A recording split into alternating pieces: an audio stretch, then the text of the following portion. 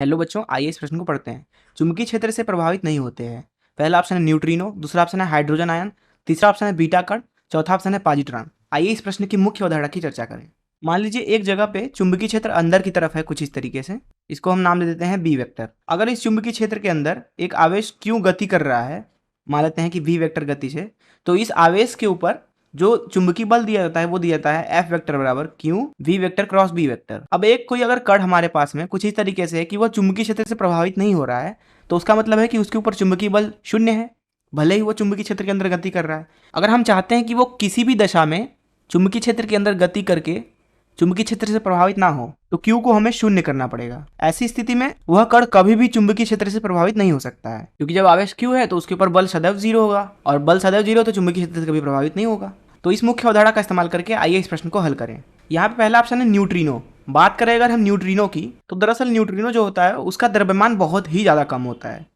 Neutrino को कुछ इस तरीके से दर्शाया जाता है, इसके ऊपर आवेश शून्य होता है। दरअसल हमारे आसपास अनगिनत न्यूट्रिनो हैं जो कि हमारे सौरमंडल से भी बाहर सौरमंडल में आते हैं और सूरज से भी निकलते हैं। जो ये न्यूट्रिनो है ये दरअसल साधारण पदार्थ से बहुत ही कम तालमेल रखते हैं।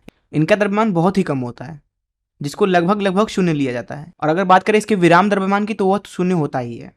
अब क्योंकि न्यूट्रिनो के ऊपर आवेश शून्य है, अर्थात ये कभी भी चुंबकीय क्षेत्र से प्रभावित नहीं हो सकता है, क्योंकि जो चुंबकीय बल होगा उसके ऊपर वो लिखा जाएगा क्यू वी क्रॉस बी। अब जब क्यू का ही मान ही जीरो है तो बल भी जीरो होगा चुंबकीय। अगर हम बात करें दूसरे ऑप्शन की, तो उसमें दिया हुआ है हाइड्रोजन आयन। अब हाइड्रोजन आयन, अब अगर बात करें हाइड्रोजन परमाणु की, तो उसके केंद्र में होता है एक प्रोटॉन, और प्रोटॉन के चारों तरफ इलेक्ट्रॉन घूमता रहता है। अब अगर इसको आयन में बदलना है तो ये इलेक्ट्रॉन इसके अंदर से निकल जाएगा, तो हमारे पास में प्रोटॉन बचेगा। प्रोटॉन दरअसल धन आवेशित होता है, अर्थात इसके लिए क्यू का मान शून्य नहीं होगा, जिसका सीधा सा मतलब है कि ये चुंबकीय क्षेत्र से प्रभावित होगा, अर्थात जो भी इसके ऊपर चुंबकीय बल है वो शून्य नहीं है। बात करें तीसरे ऑप्शन की, तो तीसरे ऑप्शन है हमारे पास में बीटा कण। दरअसल बीटा कण जब बोला जाता है तो हम अपने मन में मानते हैं कि वो बीटा माइनस कण है। अब जो बीटा माइनस कण है वो दरअसल कुछ और नहीं बल्कि एक इलेक्ट्रॉन होता है। अब इलेक्ट्रॉन के ऊपर आवेश शून्य तो होता नहीं है, अर्थात उसके ऊपर चुंबकीय बल जो है वो कभी ना कभी जीरो नहीं होगा, अर्थात वो चुंबकीय क्षेत्र से प्रभावित होगा। चौथे ऑप्शन की अगर बात करें तो वहाँ पे है पॉजिट्रॉन। पॉजिट्रॉन कुछ और नहीं बल्कि बीटा प्लस कण होता है, जिसको +1 ई शून्य से दर्शाया जाता है।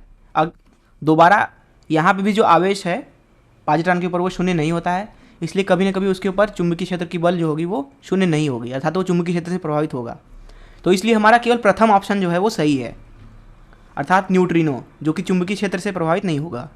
मैं आशा करता हूँ कि आपको इस प्रश्न का हल जरूर समझ में आया होगा। धन्यवाद।